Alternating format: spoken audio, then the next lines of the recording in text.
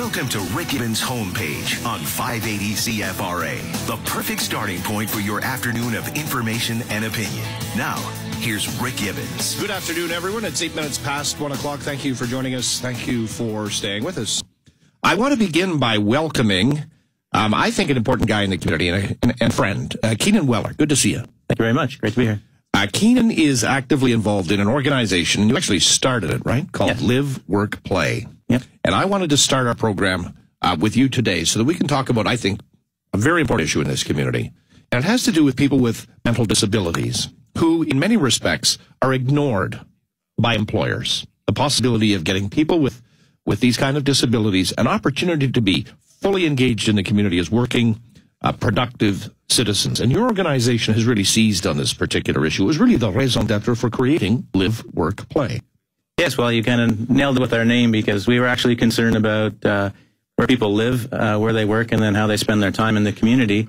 And then definitely over the last 5 years, one of our key areas of focus has been employment. And I think the biggest change we made was just starting to make the ask of local businesses and spending more time out in the world talking to people and less time in our own internal occupations. What drew you to this particular challenge? Kind of happenstance as a young university student. Like a lot of people, I went all through high school, and I actually never met a person with an intellectual or developmental disability. Didn't know anything about it.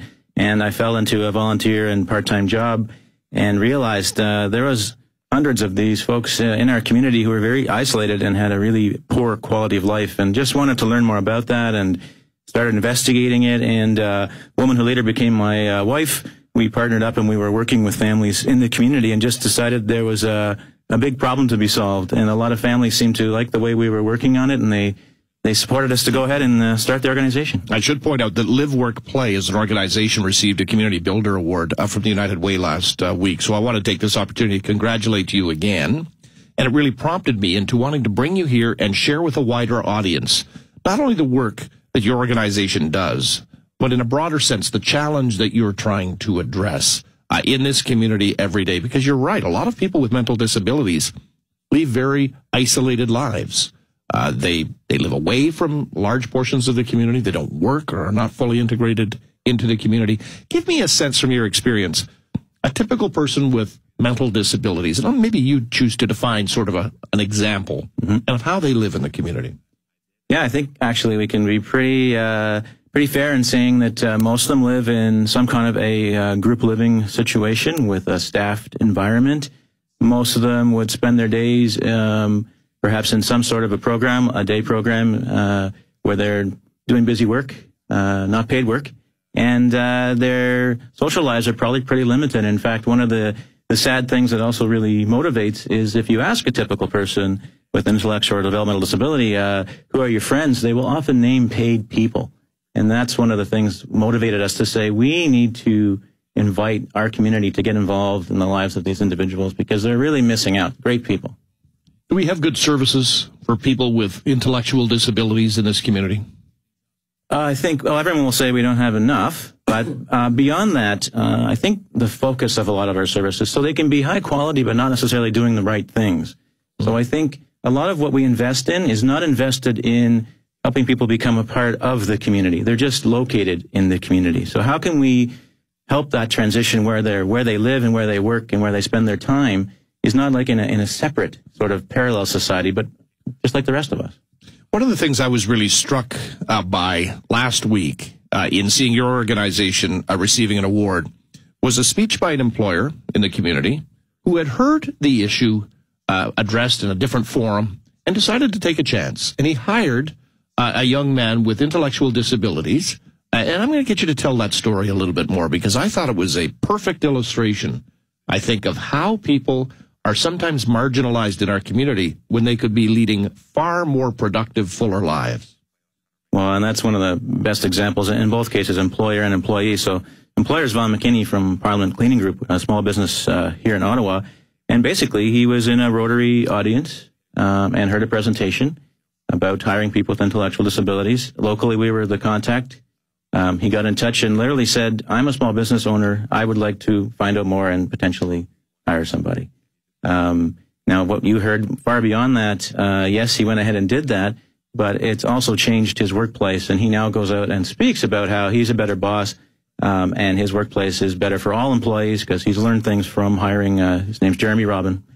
And Jeremy's life, you also heard Jeremy is actually the income provider in his family. He's his single mother, and she is unable to work.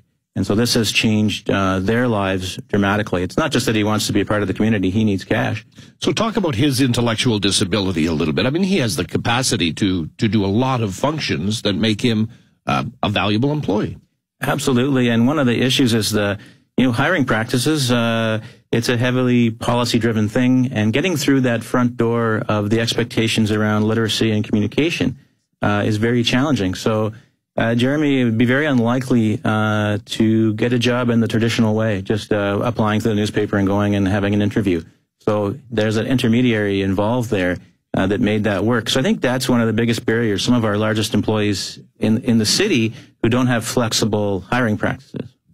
Do we even know how many Jeremys there are out there in a community like Ottawa? Not really. The statistics are not good. The data's not that healthy. But probably something like 3%. 3% of the population. That's right.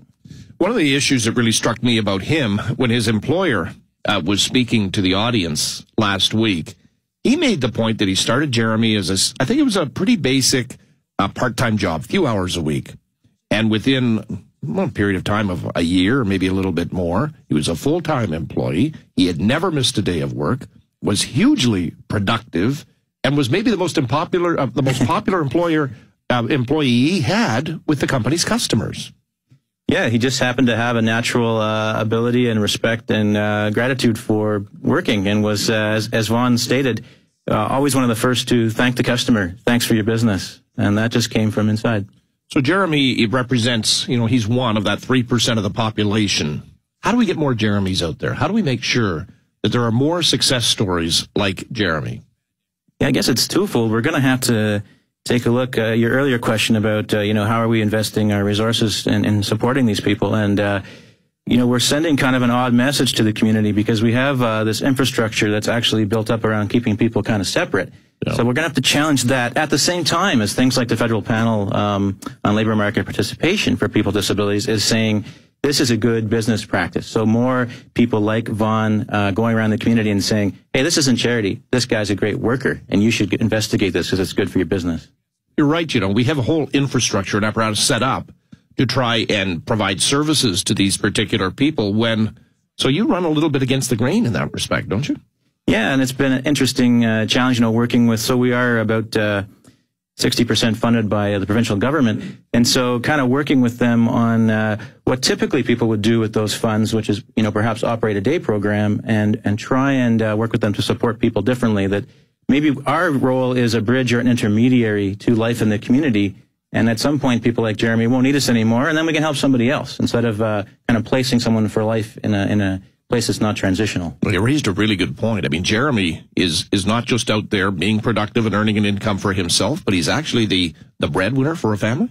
Yeah, that's correct. So his mother's very ill, and there's a United Way Ottawa video where Jeremy talks about how good it makes him feel to be able to bring income into the family and keep things going. There's also the additional issue that his parent, who you say is ill, would at least be comforted by the thought that their son is leading a productive life, and long after they're gone, he will be able to continue to do that in this community.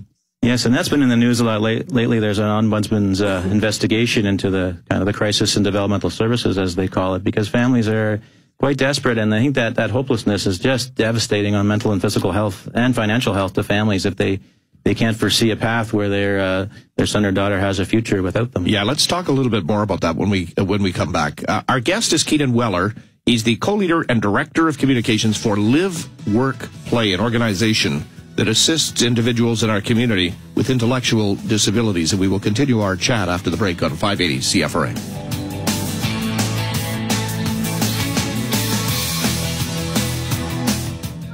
Experience the ultimate family event in the nation's capital, the RCMP Canadian Sunset Ceremonies. From the mounted musical ride to the fast-paced equestrian ability show and the mounted arms display, there is something for the whole family. June 26th to 30th, enjoy the show nightly at 7:30 on the grounds of the RCMP stables. Admission is free and all donations are gratefully received by the RCMP Foundation. The RCMP Canadian Sunset Ceremonies, celebrating 50 years of the Duke of Edinburgh's Award in Canada. And brought to you by 580 CFRA. Hi, Don Frisbee here from Frisbee Tire. Improper tire inflation affects acceleration, braking or steering, and can even lead to tire failure. Checking inflation regularly improves safety, fuel efficiency, and tire life. If it's time for new tires, come see Frisbee Tire for Cooper tires, including Cooper's premium CS4 touring tires. Cooper CS4s are designed for drivers who want ride comfort, sporty handling, and styling. Right now at Frisbee Tire, with the purchase of a new set of qualifying Cooper tires, you'll get a Visa prepaid card by mail from Cooper worth $60 to $80. Also, save with our service special. Complete suspension and steering inspection, top-up of fluids and oil change, all for just $109.90, a saving of $40. Frisbee Tire, 93 years of service that satisfies. What can we do for you, my friend? At Frisbee Tire, there's a lot we do. What can we do for you? The CFL on TSN is back, and so are the Bombers. Buck and the boys kick it off in their new home. Here's Lorenzo. Watch Edwards. Touchdown. Calvillo and the Owls are ready for the test. Right to the red zone, Calvillo again. And a touchdown. It's a brand new season of CFL football on TSN. What an explosive start. Owls Bombers from Investors Group Field in Winnipeg. The 2013 season kickoff. Thursday, June 27th at 8. The CFL on TSN. You'll know Ford trained technicians be on a mission to keep your fly right in tip-top condition, and the competition fueled our ambition for the Works 83-point expedition. We check every belt and tire like a physician. Change your oil filter and check much more in addition. Like the cabin air filter helping air condition. Let a proper cabin flow come to fruition. That flow is crucial, yo. The Works keeps your Ford longer living. $59.99 is the best decision. In case I've made any key omissions, see FordService.ca for conditions. Taxes extra, son. Wonga.com, Britain's innovative short-term lender, is now available in Canada. So we're asking some Brits for their thoughts. Miss? Yeah? Do you think Canadians will like Wonga.com? Oh, dead cert, yeah? She's real cushy to use. A doddle, yeah? Got the nod right away with me mobile and Dosh was in me hand double bubble. I hear that. Wonga.com lets you build a fast little loan your way, and the money can be in your account in under an hour. It's even available on your mobile. Wonga.com, Britain's innovative short-term lender, is here. Be part of Rick Gibbons' homepage on CFRA, your starting point for intelligent talk and informed opinion. On Twitter at CFRA Rick, on Facebook at CFRA Ottawa, or call Rick now at 521-8255. That's 521-TALK on 580 CFRA. And my guest in studio is Keenan Wellar, co-leader and director of communications for LiveWorkPlay. I really should say you are the inspiration in many ways. You created this organization. Yeah, it's easy to start something, but hard to build it. So definitely shared with hundreds of people. Good. Well, the issue that you are primarily focused on and that we're talking about today is assisting people with intellectual disabilities in our community to lead fuller, more productive lives, happier lives, right? Better quality of life, for sure. So let's talk about the issue of employment, because we talked about Jeremy and that there are other Jeremys out there. Give us a sense of what your organization's been able to accomplish for other people with intellectual disabilities. Are you able to find employment for them? And what are the most logical places where you've had success? I think if someone's involved with us for help with their employment, they're about twice as likely to be employed. So that's a good measure of success, because the unemployment rate for the population we support is about 75%. So it's a tough go, yeah. But we've mostly gone at it with some partnerships. So an example being the Works Gourmet Burger Bistros across Ottawa. Although they are franchises, we've been able to work with every single franchise to employ at least one person with an intellectual disability. And, this is not a battle. They're happy to do it. And they have training and practices that make it really easy. So we're talking about the Works, the franchise, hamburger place, right? Yeah, I think it's 7 franchises. Sorry, I got that wrong. So what has their experience been? Do they feel that they're helping out a charity, helping out people in need, or are they finding that The story that you've told us about Jeremy is being replicated in their own businesses. Yeah, I mean, it's definitely a business case, but also I think they're one of the many businesses that sees their workplace should be reflective of the community that's around them. So whether, it's culturally, and that includes people with disabilities. So they feel comfortable and confident that their staff should just be like the people, their customers. I think that's valid. I think that's a very good premise, I think, to begin this. What typically would be a good employer who may be listening here today where a person with intellectual disabilities would be a good fit? Is that even a fair question? Well, I think it could be anywhere, because another one of our very successful partners is TD Bank. So that's another, maybe an environment people didn't think of where we've had a lot of success. 7 people working there at their Gloucester headquarters. But I think it's really about attitude. If you're a little bit entrepreneurial perhaps in your approach, or if you have a corporate mantra about diversity, maybe this is just one of the groups you haven't yet thought of including, and you should think about it. And we're happy to provide lots of help. It's not like we're going to be asking you to do all the work. There are agencies like ours and others. We do this every day. We're the bridge and the support, and we'll take on that load. Everybody wins here, right? Absolutely, and we've never had the feedback that from any of our long-term partners, boy, I'm sure we should never got into this. Everybody is saying, if we can do more, we will. And these are long-term relationships in excess of 10 years in many cases. So maybe there's an employer listening, somebody who works for an organization that maybe does hiring. Give us a sense of what they should look for in this program and how they maybe should contact you.